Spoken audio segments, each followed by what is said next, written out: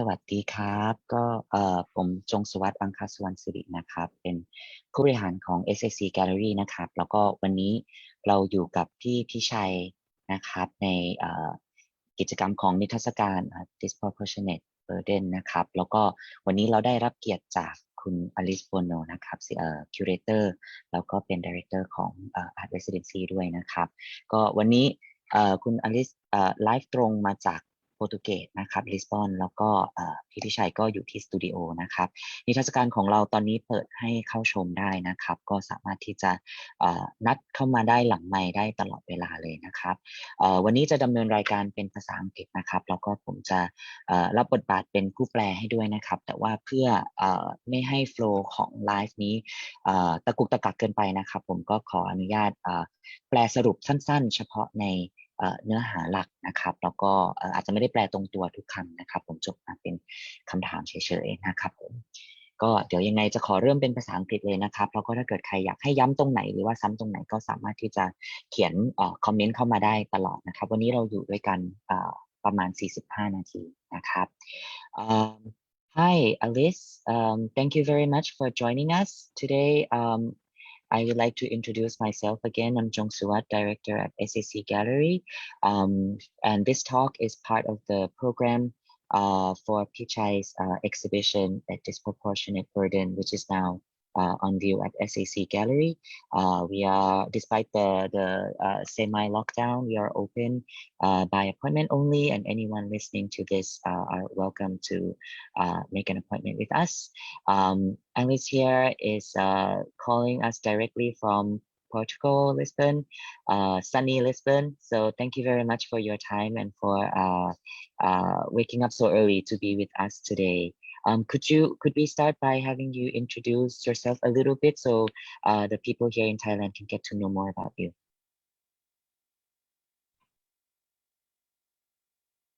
Oh, sorry, Alice. We cannot hear your audio. Is that better now? Yes. Great. I was just saying hello again. Hello, Hong and Pichai. Hello, everyone. Very nice to see you both this morning. And thank you again for the introduction. Thank you for the invitation to participate in today's talk. I'm very happy to be with you too today and discuss Pichai's work. I can, of course, say a few words about my practice. So I think that you mentioned that I am an independent curator, writer, and speaker focused on environmental sustainability within the arts. So this is my main focus with my curatorial practice. But something else that I wanted to mention that I think would make sense in the context of today's discussion is that, as you mentioned, I'm also the founding director of Villa Villa, which is a sustainable art residency program, which will soon open in the countryside of Lisbon in a farmhouse. And I'm mentioning this project because I think we'll have a lot to share, lots of interest to share with Pichai about this, since alongside the residency program itself and the public program, we'll have a culinary food-based program, since next to the studios and the gallery will be a vegetable garden following the principles of permaculture. And we'll invite the residents and the public to come and to engage with the cultivation and production of sustainable food. We'll also invite some local and international food professionals to experiment with new climate-friendly techniques and seasonal recipes. So for this reason, I'm very pleased to have the opportunity to chat about Pichai's work, his exhibition, and I'm sure similar concerns we have about the negative effects of growing intensive monocultural and chemical agricultural practices that have an impact on both the people and planet. So thanks again for the invitation. Thank you very much, Alice. Pichai, can we have you introduce yourself to everyone here as well? Yeah. Hi, everyone. My name is Pichai Pongsasaovapark. So I'm an artist, and now I'm working with SAC Gallery. And actually, my work is focused on the environment and climate change. And this is my third solo show with SAC Gallery. I think now we show in the SAC Gallery now. So if you have time, you can come to visit SAC Gallery. So also I'm happy, and thank you for Jong Suwat and Alice to invite me to have of this program, and so happy to talk with you guys. Thank you. ขอบคุณครับ ก็ได้แนะนำตัวกันไปแล้วนะครับเดี๋ยวหลังจากนี้จะขอให้ทางคุณอลิสเริ่มถามคำถามได้เลยนะครับ Okay, thank you for the introduction. So I will pass the conversation over to you, Alice.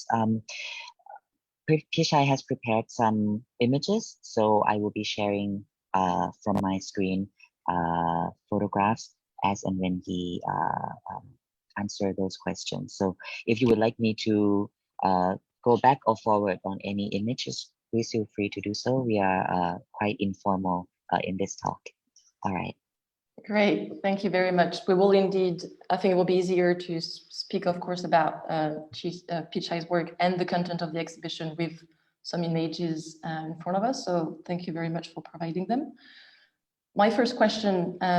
Pichai, and I think I'd like to start this discussion by talking about, of course, the exhibition that you have, your current exhibition, A Disproportionate Burden, which, as you mentioned, is your third solo exhibition at the SAC Gallery in Bangkok. And when I discovered the exhibition, I really found the title, A Disproportionate Burden, very relevant in the context of this exhibition. So I was wondering if you'd like to just start by explaining the title. Where does it come from? What's the reference behind it? And how is it related to the theme of the exhibition? Yeah. Hi. Thank you for having me, Alice. I want to talk about when I was young. My father told me that his hometown was in Shantou, Guangdong Province, China. Shantou is on the coast of the South China Sea, and it became to the first maritime outpost. My grandfather and grandmother worked on the raised rice farms, but suffered from natural disaster, such as flooding, severe drought, and insects, all of which destroyed their crops. And later in 1935, the political unrest and with people starving,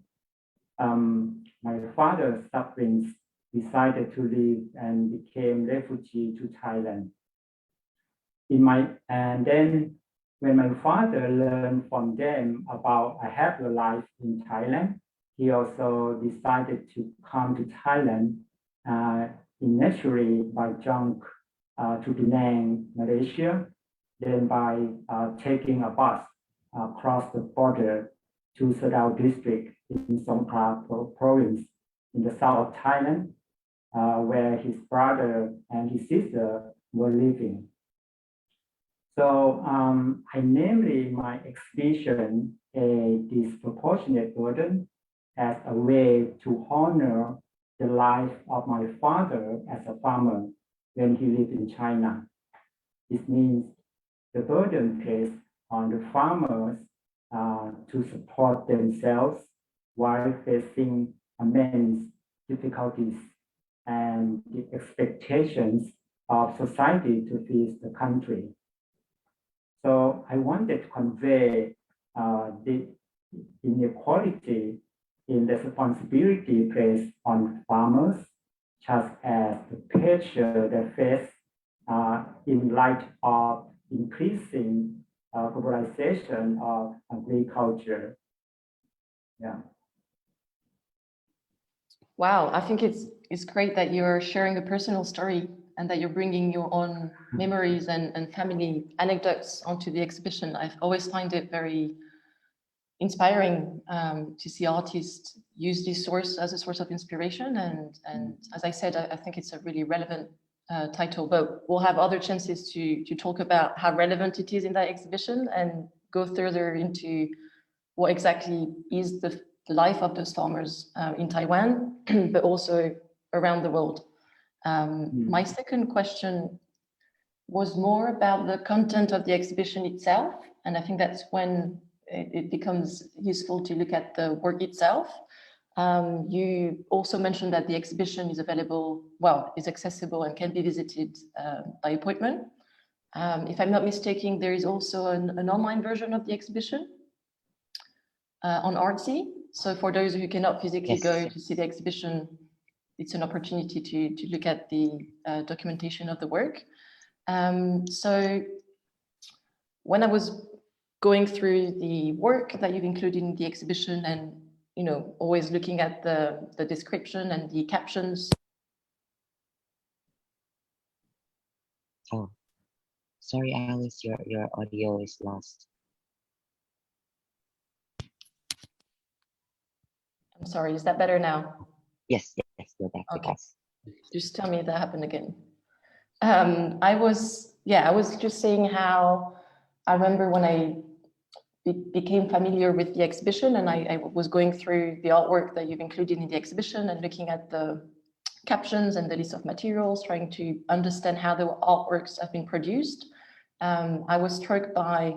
the fact that this exhibition presents a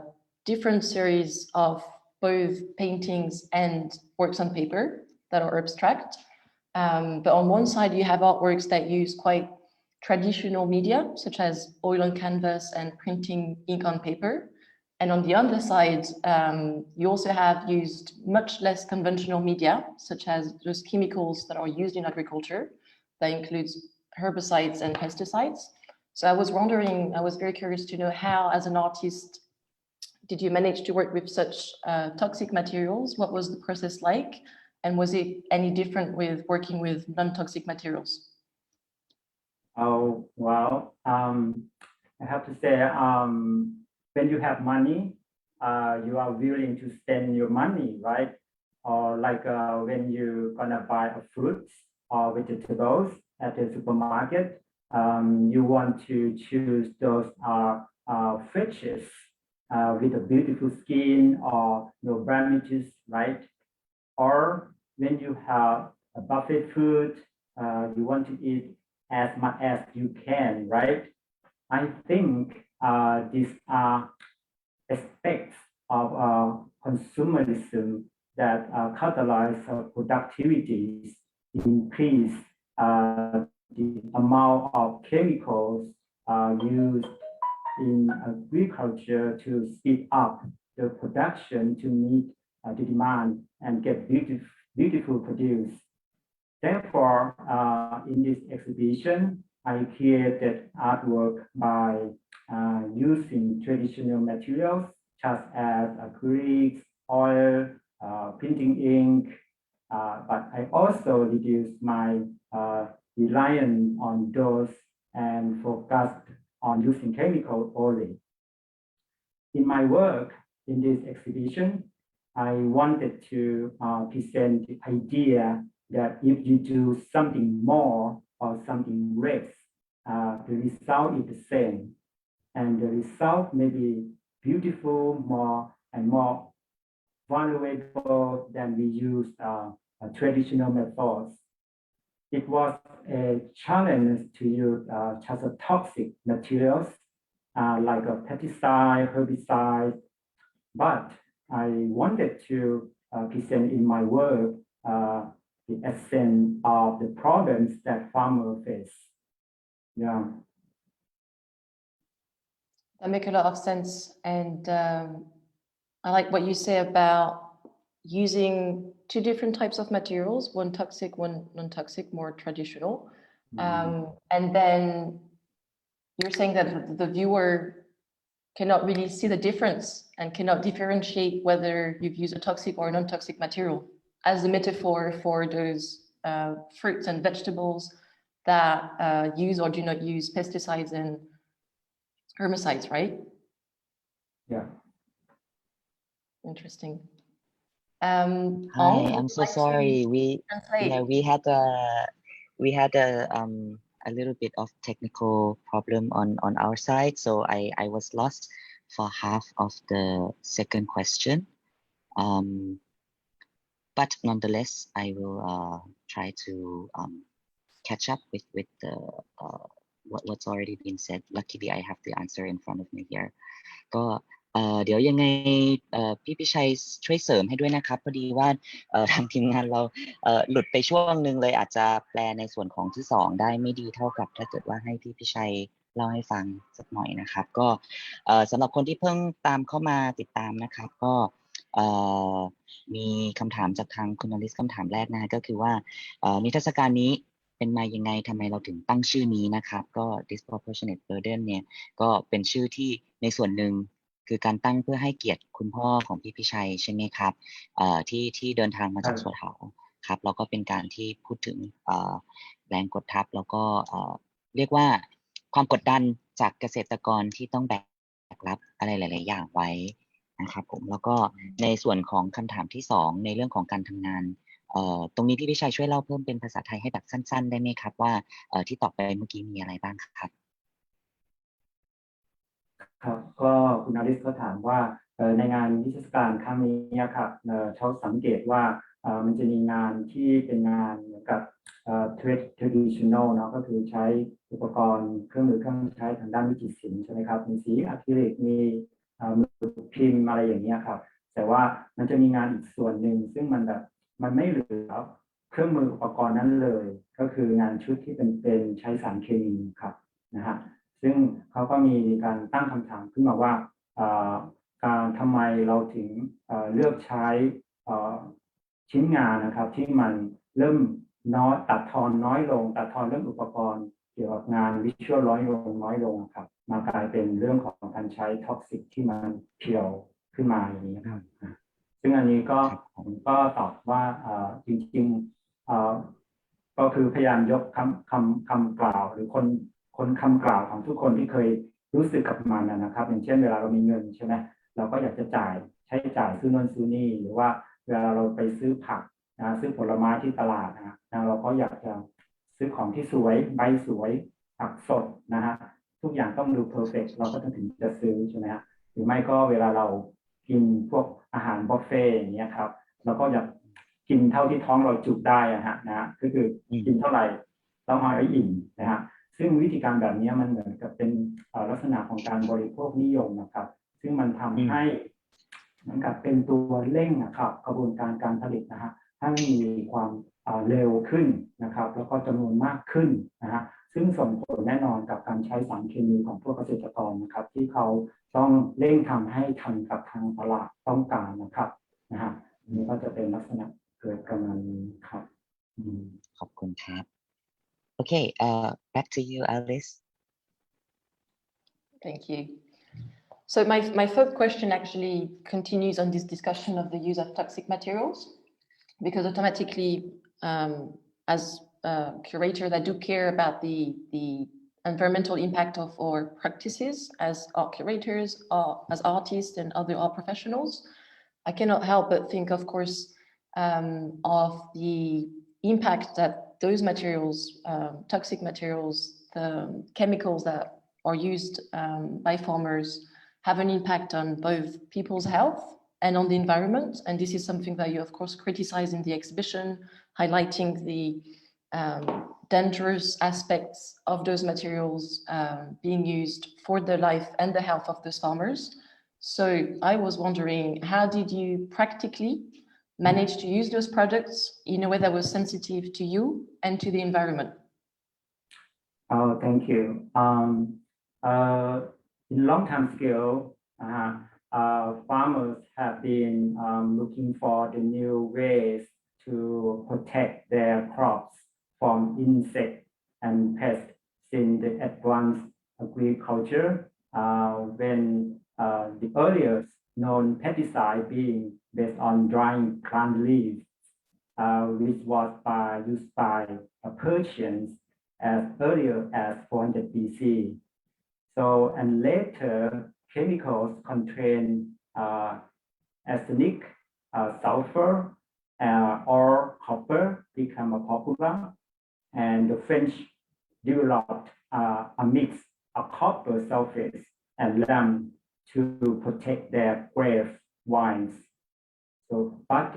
inorganic pesticides were often toxic to humans and animals.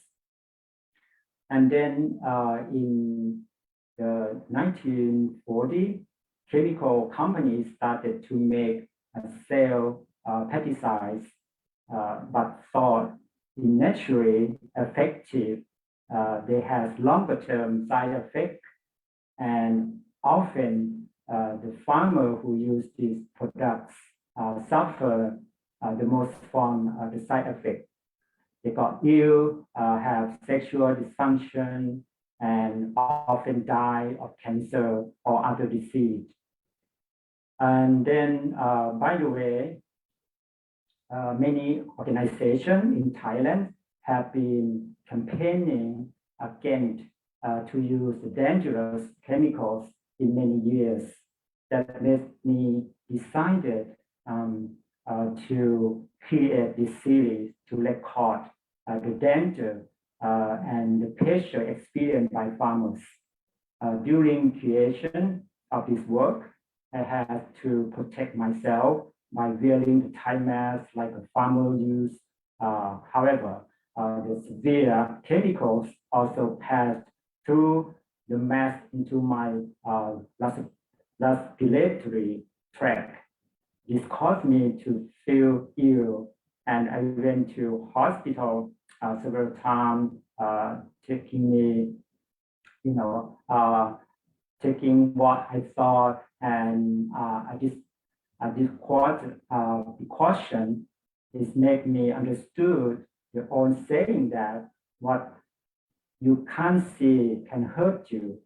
So it's moreover, no one said on the chemical really, which gave me a better insight and understanding of what is that the farmer experience and suffer. And in this series, of the toxic or chemical have disappeared and dissipated, and the work are clothed by sealed with lacquer. So the work are safe to view and handle, and the audience is safe. However, I want viewers to understand the process and feel the pain hidden in this series. So finally, the profit campaign against the importation to use just toxic and dangerous chemicals had resulted in the government completely banning two of most dangerous chemicals called paraquat and chlorpyrifos in June 2020. Yeah. Yeah, no, it is a very sad reality to see that the severity of the effects and impacts of such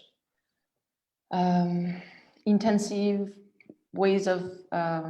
working in agriculture to fit the ever-ending demand of always, as you mentioned, consumerism and those beautiful products. Heartbreaking to see that it's the direct life of those people that is threatened and the environment as well. So I think it's something, especially if you're connected to this story on a personal level, is very important to address. My next question was, I think following what you were saying and the pictures that were shown, I read on the exhibition text that for the purpose of the exhibition, you've conducted research in several provinces in Thailand where farmers still use those working methods. And I wanted to invite you to say a few words about the time you spent there with those farmers. How was it? How long did you stay? What do you remember the most? What was the most striking memories about that time? Yeah, definitely. The research that I did, this project included a survey of the use of agri chemicals in the northern Thailand. So in 2019, I went to Bung Prak district in Pichai province, where there are many vegetable farms. I interviewed farmers about their problem with, and I did report and record my interview and experience with photo and video. So most farmers I interviewed use chemical pesticides on their farms in order to get a beautiful produced results. with all of them to be able to deliver their produce at the market demands. I also visited Dr. Viparat and Dr. Katana. They are professor in the Department of Chemistry, Faculty of Science, Naresuan University, who have researched the toxicity of paraquat and developed a test kit that can determine. So if the vegetable juice or fruit juice contain traces of paraquat, if the juice turn to dark blue color, it means the vegetable or fruits continue to be contaminated by paraquat. So then in 2020, I went to Dongmada district in Chiang Rai province and interview farmers who sell their produce to the market. One of them was using Greek chemicals to kill grass in his rice farm because if they hire a labor to cut the grass manually, it is a huge expense. He used an herbicide because it was easier and cheaper, but also he was able to grow more beautiful produce that got higher price at the market. But he told me that it was dangerous for his health and told me a story about one of his farmer friends who had to have his leg amputated, resulting from an infection from a toxic chemical that got into a wound on his foot. You know, I also interviewed another farmer who did not use Greek chemicals on his rice paddies because he killed the rice for his own family to eat. And one day I went to Hue Hom district in Mae Hong Son province, which is the province that has many forests and mountain landscape and populated by Kalen. I took a pickup truck and to drive over several hills and was shocked when I saw how much the farmland has invaded to the forest area of district, and farmers have expanded into the forest significantly, and I saw farmers using chemical spray on their farm every morning. So they told me that they did not eat vegetable grown on their own farms for fear of the chemicals, and that they grow produce on other farms in different locations with using chemicals for produce to feed their own families. So one farmer told me that he had taken vegetables grown on one of his farms where he used Greek chemicals to feed the pig on his own on his other farm, and in only few days later, all of the pigs were dead. I'm very shocked. And then, by the way, after the farming season, the clan also produce fleece fabric. After they are free from weaving, they will come together and perform songs to tell story about, you know, process of weaving wool, right? So, and then in 2021, I went to Wang Mi district, Nakhon Ratchasima province,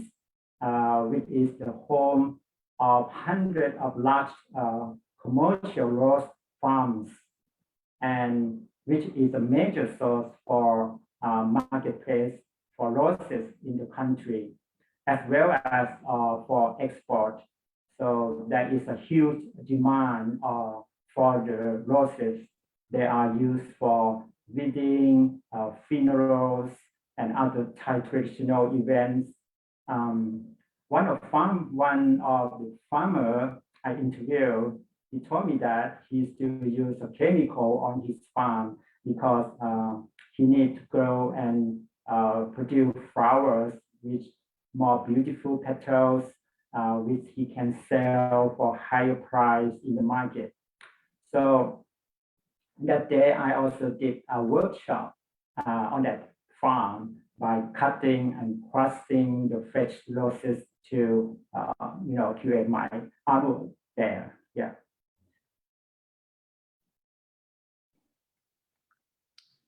Yeah, I was trying to see if I wanted to translate, Yes, but maybe just the first comment, I was going to say, yeah, how shocking the beginning of your answer to my question was. I think it says a lot when a farmer refuses to eat his own vegetables that they grow. And yes, it does say a lot, and that reality is again very sad to hear. Yeah, just to share my own anecdote, I once had a friend who she lives in the north, and she told me of a joke of someone from the hill tribe coming to sell vegetable in the city, and when someone say, "Okay, I buy vegetable from you, please come and eat with me with the family," and the farmer say, "No, I don't need to eat my own vegetables," and ran off, and they found it funny until we share the story with the artist, and he said, "Oh, it's not a joke, it's true." So it's also shocking for me when I learned from Pichai as well. Okay, I'm gonna translate this part before we move on to the last question. ก็ครับเดี๋ยวสรุปเป็นสั้นๆนะฮะก็คือจริงๆแล้วการเดินทางการทำงานของพี่พิชัยในซีรีส์ชุดนี้ก็ใช้เวลาอยู่หลายปีพอสมควรนะครับเพราะว่าไม่ใช่แค่คิดว่าอยากจะทำเกี่ยวกับเรื่องนี้แล้วก็มโนขึ้นมาได้เองแต่ก็มีการที่ลงพื้นที่จริงแล้วก็ได้พูดคุยกับทางนักวิชาการแล้วก็เกษตรกรไม่ว่าจะเป็นในเรื่องของปัญหาต้นตอและที่มาที่ไปของมันนะฮะซึ่งหนึ่งในการทำงานแม้จะมีการป้องกันตัวแล้วแต่สารเคมีเหล่านี้ที่ค่อนข้างอันตรายเนี่ยก็ยังทำให้มีผลกระทบทางสุขภาพนะครับกับตัวศิลปินเองจนถึงกับต้องเข้าโรงพยาบาลมาแล้วนะครับแต่ว่าตัวงานที่อยู่ที่แกลเลอรี่ก็มีการเคลือบเรียบร้อยแล้วนะครับก็ปลอดภัยที่จะเยี่ยมชมแล้วก็ได้ดูงานนะฮะแต่ว่าจริงๆแล้วศิลปินต้องการที่จะให้ผู้ชมเนี่ยได้เข้าใจถึงโปรเซสนะครับแล้วก็ความเจ็บปวดที่อยู่ภายใต้ซีรีส์นี้นะครับแล้วก็จริงๆแล้วก็มีหลายองค์กรที่พยายามที่จะแบนการใช้ของสารพวกนี้นะฮะแล้วก็พี่พิชัยจริงๆถือว่าเข้ามาทำงานในซีรีส์นี้เนี่ยในช่วงที่เป็นเวลาหัวเดียวหัวต่อพอดีเพราะว่าได้เห็นปัญหาที่มันกำลังขึ้นถึงจุดสูงสุดแล้วก็ไปจนถึงเหตุการณ์ที่ในที่สุดทางรัฐบาลก็ได้มีการยินยอมแล้วก็แบนสารเคมีตัวนี้ใช่ไหมครับแล้วก็ในกระบวนการทำงานพี่ชัยก็เล่าต่อถึงการเทสตัวพาราควอดที่เราเห็นอยู่ตามสารเคมีในพืชผักนะก็มีอาจารย์ที่ดุงพักก็ได้ให้ไว้อย่างที่เราเห็นในรูปนะครับว่าถ้าเกิดว่าสารเคมีนี้มีเยอะสีของตัวสารเคมีที่ไว้เทสเนี่ยก็จะเข้มขึ้นตามลำดับนะครับแล้วก็เมื่อกี้เราได้เห็นไปแล้วจากการเดินทางของพี่พิชัยไม่ว่าจะเป็นในจังหวัดต่างๆนะในทางภาคเหนือหรือว่าในนครราชสีมาก็ตามนะครับก็จะได้เห็นการทำงานของชาวนาที่ชาวเกษตรกรนะฮะที่ยังต้องพึ่งพาสารเคมีเหล่านี้อยู่นะครับเพราะว่าเป็นแรงกดดันจากผู้บริโภคที่ต้องการให้พืชพันธุ์หรือแม้แต่ดอกไม้ต้องมีความสวยงามแล้วก็ต้องเพอร์เฟกต์เท่านั้นนะฮะเพื่อที่จะได้แข่งขันในเชิงเศรษฐกิจได้นะฮะแล้วก็พี่พิชัยก็ได้เห็นเหตุการณ์หลายๆอย่างไม่ว่าจะเป็นชาวนาที่บังเอิญโดนสารเคมีเข้าไปจนถึงขั้นต้องตัดขาหรือว่าการที่นำพืชผักเหล่านั้นไปให้หมูที่เลี้ยงไว้รับประทานแล้วก็หมูก็ตายนะครับก็ทำให้เราเห็นถึงความรุนแรงของสารเคมีตัวนี้ซึ่งเรียกได้ว่าเป็นปัญหาที่เรามองไม่เห็นด้วยตาเปล่านะครับแต่ว่าเราสามารถที่จะรับรู้แล้วก็สื่อผ่านได้จากงานศิลปะของพี่พิชัยนะครับพี่พิชัยมีอะไรอยากเสริมตรงนี้ก่อนเราเข้าสู่ช่วงคำถามสุดท้ายไหมครับ ก็ในระหว่างที่รีเสิร์ชงานชุดนี้ครับมันก็เหมือนเป็นบทพิสูจน์ทั้งร่างกายของเรานะแล้วก็การได้เห็นสิ่งที่เราไม่เคยเห็นเราอยู่ในเมืองใหญ่แล้วก็เราไปห่างไกลถึงดงถึงดอยอย่างนี้ครับเราไม่นึกว่าสิ่งที่เรากินทุกวันครับมันจะถูกเหมือนกับขยายพื้นที่ไปไกลถึงขนาดนั้นซึ่งกว่าจะเดินทางไปถึงก็ค่อนข้างลำบากมากๆนะฮะที่จะไปแล้วก็ทำให้เรารู้ว่าสิ่งที่คนในเมืองไม่เคยรู้เลยถึงอันตรายที่เกษตรกรได้รับอย่างนี้ฮะมันถูกส่งมาถึงตัวเราอะนะฮะSo I asked Pichai to comment a bit more from his answer to you and what he feels, and he would like to add that from the perspective of someone who lives in the city, he didn't realize the scale at which this problem, even though it seems so far away in remote province in Thailand, but how it feeds that back into many major cities. We cannot overlook the problem, and even though he traveled so far out into the farmland, he can see that it's precisely because of the growing demands of the people in the main cities that then put the burdens onto the farmers in the outer provinces. Very true, very true. Can I go on with my next question, which will be linked with that answer? Great. So you've described, Pichai, a few different techniques that are used by farmers to be more productive, in order to attain higher production, to be more productive, to attain higher profits. And another one that we haven't mentioned yet, but I feel like is important in your work, is the burning of their fields for faster soil renewal. And that, of course, has a massive impact on the environment because it does emit a lot of CO2. And I felt that this particular technique was perhaps resonating with some of the works in the exhibition. And I'm thinking, for instance, of the mixed media works on mulberry paper, which maybe we could share. To me, they really depict this really dark and severe environments that reminded me exactly those ones, especially the third one there with the grade. It did remind me of perhaps the lines of the farms and some techniques that are used. So I wanted to ask you, what was the technique behind those works and whether or not it was related, referring, or you had those techniques in mind when thinking about the production of those works? Yes, thank you. So in this series, I wanted to convey the pressure and pain felt by farmers. I painted the cement on mulberry paper and placing flowers and other botanical and agriculture produce on top of it without adding any paint. And then I used the steam roller across the work. So in this process, I wanted to show the effect of intense stress that the force of the human arm still insufficiently represent that power. So I therefore chose to use the wheel of the heavy steamroller to cross the work. And the result is similar to printing, like a pasting chemical into the paper. So for many years in Thailand, the steamroller is the symbol of the destruction of illegal or counterfeit goods, a way to demonstrate the Thai government's commitment to protect import foreigner products. At the present, the dangerous chemicals, many of which are counterfeits from China and India, are ported into Thailand, and they have not been destroyed by this machine. So I did this to show that the chemicals on the flowers and vegetables, so on the papers and canvas,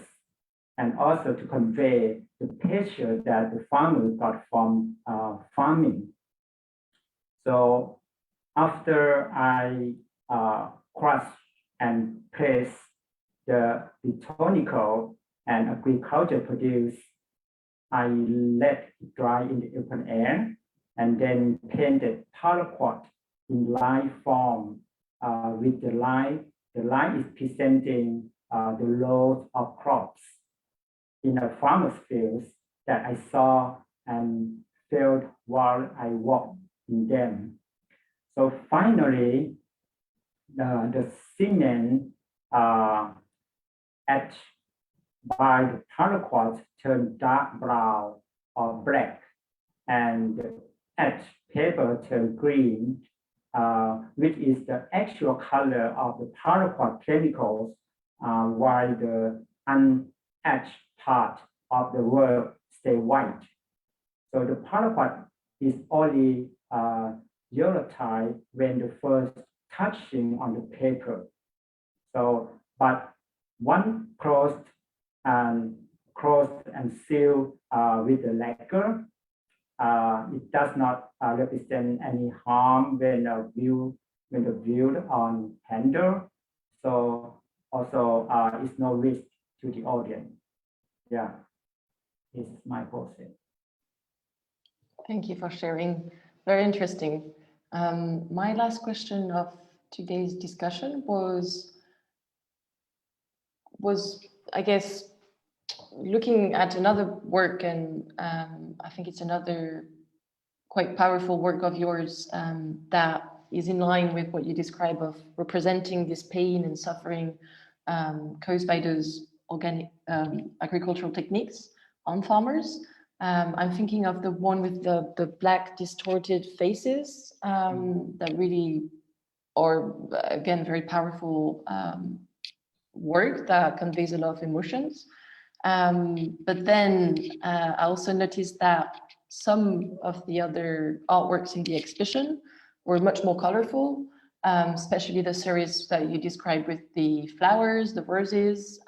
So to me, it felt like you were trying with those more positive works to bring a more positive view on the situation. And as my last question, I wanted to ask you if you were hopeful that the situation can be improved, and what was your views if we had to finish on a positive note about the situation. Okay, thank you. Yes, looking at the public outcry and campaigns for the ban of paraquats and cooperatives, and no one is really expected it to be successful, and there were big, well-connected financial interests involved, and there were attempts to postpone such ban many times. However, these dangerous chemicals were successfully banned, finally, and thought my research and interviews with farmers, I now better understand their mixed feeling in A Disproportionate Burden. I want to present a perspective of despair, and in the same time a perspective of hope. So in a way, it is like my father who has become a refugee, feeling his homeland, crossing the sea to find a new land in Thailand, which was unknown and distant to his family, with the hope that someday he will survive and have a better life. So I believe that we create our own hope and despair, and it is up to us to choose how to build hope and how to break through the walls of despair. Yeah. I agree. Thank you. Okay, I would like to take this moment to translate the final parts. พูดถึงเรื่องของวิธีการทำงานของพี่พิชัยนะครับเมื่อกี้เราก็ได้เห็นกันไปแล้วนะเกี่ยวกับวิธีการทำงานที่จริงๆก็มีหลายมีเดียที่ใช้นะครับอย่างเช่นตัวอย่างงานชุดที่เป็นพาราควอตนี้นะฮะเราก็จะได้เห็นว่าแต่เดิมเนี่ยมีการใช้สารเคมีนะครับที่เป็นตัวพาราควอตเลยซึ่งเราจะได้เห็นสีเขียวที่ค่อนข้างสดนะฮะแล้วก็หลังจากที่การเวลาผ่านไปสีเขียวนั้นก็จะค่อยๆกลายเป็นสีน้ำตาลจนถึงดำในระหว่างที่พื้นที่ที่ไม่ได้โดนสารเคมีก็จะเป็นสีขาวนะครับซึ่งคุณอลิสก็ตั้งข้อสังเกตว่าในงานบางชิ้นการวาง positioning ของเส้นสายก็เปรียบได้เสมือนกับการวางเรียกว่าต้องเรียกเป็นอะไรฮะการวางไร่ผืนนาล่ะครับเลือกส่วนมันเป็นร่องของนาเลือกส่วนครับคันนาครับผมขอบคุณครับคันนาครับใช่ครับก็จะเป็น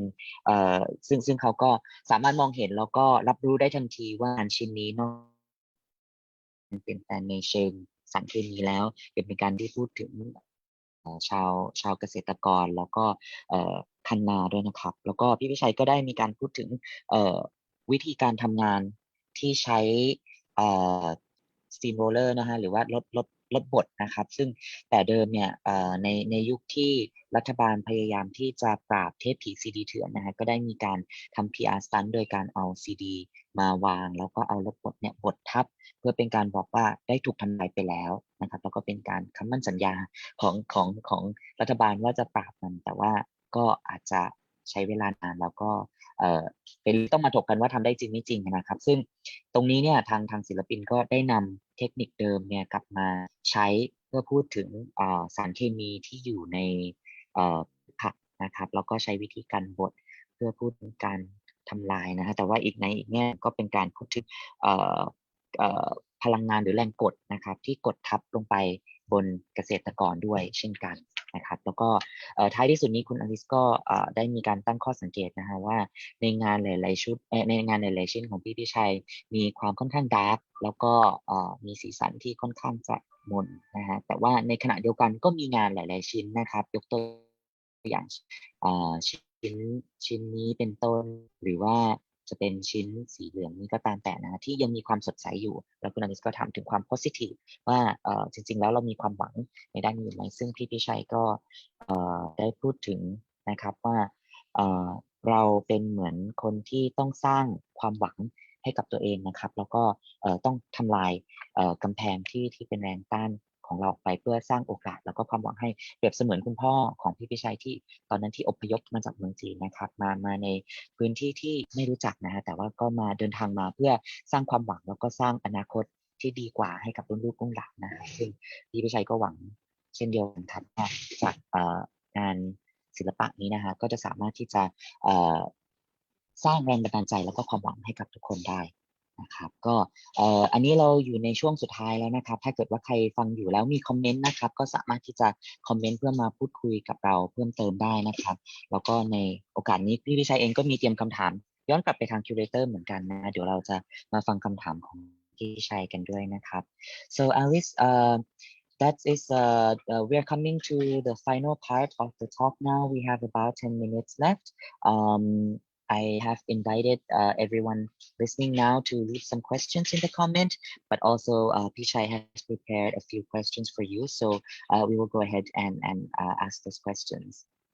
Yeah. เชิญเลยครับพี่พิชัย Okay. ครับ Thank you. Alice, I have two or three questions to you. And one is, do you have any opinion about artists who use their art to make a political or social message, and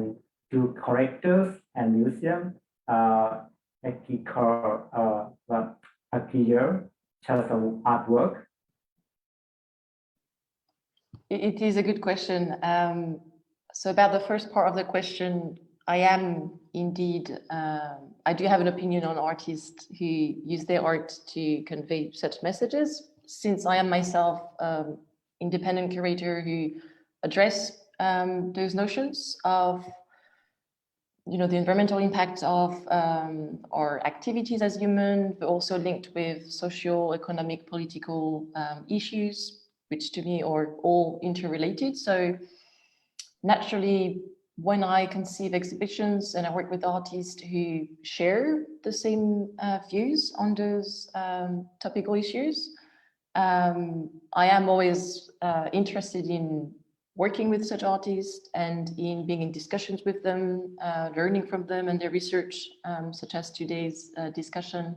And I am, of course, very interested in supporting their work. So I do have a very big interest in working with such artists. Now, in terms of whether such practices and artworks as a result of those investigations or of the interests of collectors and museums, I mean, I'm not a collector or a museum, so I couldn't speak for them, but from experience, I've noticed that, yes, of course, artists dealing with and addressing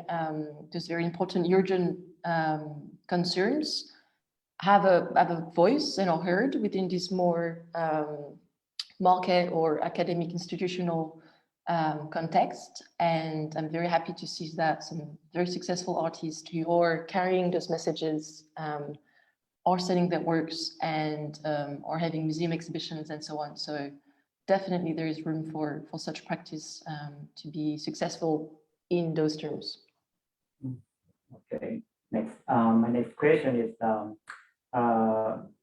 my recent works, such as my Poison Flower series, and talk about air pollution and climate change, and my Doris series about a rising sea and urban flooding, and then my Dow series about the impact of drought on the farmers, and now this exhibition, A Disproportionate Burden, all deal with the aspect of the impact of the human on the environment. So in your opinion, how does it compare perhaps to what other artists who focus on ecological concern and the environment are doing? Is it similar or different? I think that there are as many different practices as there are artists, and that is true as well for the artist who deals with environmental issues. And therefore, it's really hard for me, I'd say, to compare practices. There are different sensibilities, there's different stories, people come with their own background. So although we can sometimes see trends in art production, and I do think that there is a shift today in the art ecosystem towards being more concerned about the impact of our practices as artists, as curators, as collectors, and so on. And therefore, there are similarities sometimes in some of the artists' work, but not always. And it's, yeah, to me, really case by case. The big difference that I could maybe mention is the one that I'll say that there are some artists that address environmental issues, but they do so in a way that is not necessarily environmentally friendly. So for instance, an artist, it's just an example, that would address an issue of climate change, might contribute to this climate change by producing a work or shipping a work, transporting a work, or presenting it in a way that would be harmful to the environment. And then there's other artists that might address those environmental issues, but do it in a way that is more respectful of the environment. And then you've got other artists that do not address any of those ecological, environmental issues. For instance, I don't know, painters who might do more abstract or expressionist paintings, but they do so in a way that doesn't have a high carbon footprint on the environment. So you see there's lots of different ways, I'd say, to tackle those issues, and there's as many as there are artists, really. Okay. My last question is, as an environment artist trying to convey a message, and I'm curious as to whether you are a curator feel a very environment message. Art really resonate with the viewers and actually raises awareness or motivates people to take action. In other words, that is make a difference or help bring about real change. I do think so. I am like you, I'm hopeful. And I think that if we come with the best intentions and if we are transparent and honest about the message that we want to carry, and if we do that in a humble and respectful way, then yes, the message can be heard. It is very hard, of course, to control that. How are the public, the viewer, going to interpret or receive that message? But I do believe that the accumulation of all those small actions that we have, that we were doing individually, will have a big impact and is having a big impact.